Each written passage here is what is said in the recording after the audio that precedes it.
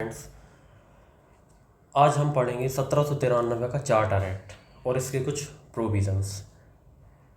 तो इस एक्ट के तहत कंपनी की ट्रेड मोनोपोली को या व्यापारिक एक अधिकार को 20 वर्षों के लिए बढ़ा दिया गया।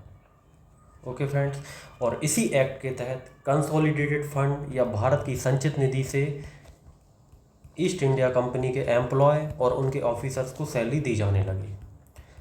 बट इस एक्ट का काफ़ी विरोध भी हुआ, इस प्रोविज़न्स का काफ़ी विरोध भी हुआ और 1919 में जो मार्टेंगू चेम्सफोर्ड सुधार होता है उसके द्वारा इस प्रोविज़न्स को हटा दिया गया था।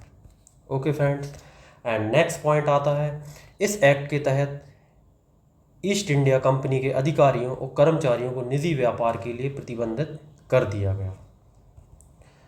ओके फ्रेंड्स, एंड नेक्स्ट हम पॉइंट पढ़ेंगे, इस एक्ट के तहत रेवेन्यू एडमिनिस्ट्रेशन को जुडिशरी से अलग कर दिया गया।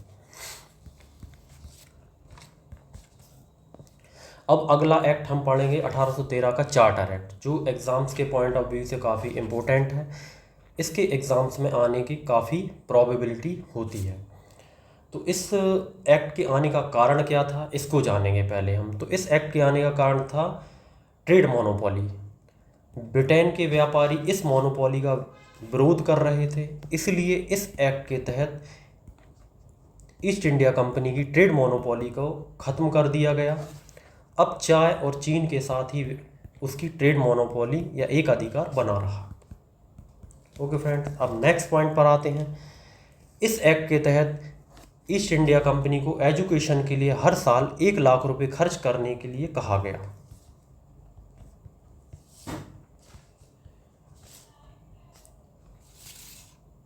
नेक्स्ट पॉइंट, ईसाई मिशनरियों को भारत में धर्म प्रचार और प्रसार करने की छूट दे दी गई।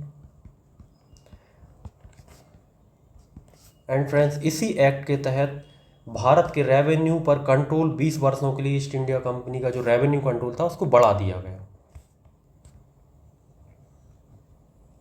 और इसी के साथ ये एक्ट ख़त्म होता है और नेक्स्ट एक्ट हम नेक्स्ट क्लास में पढ़ेंगे। और धन्यवाद, थैंक यू।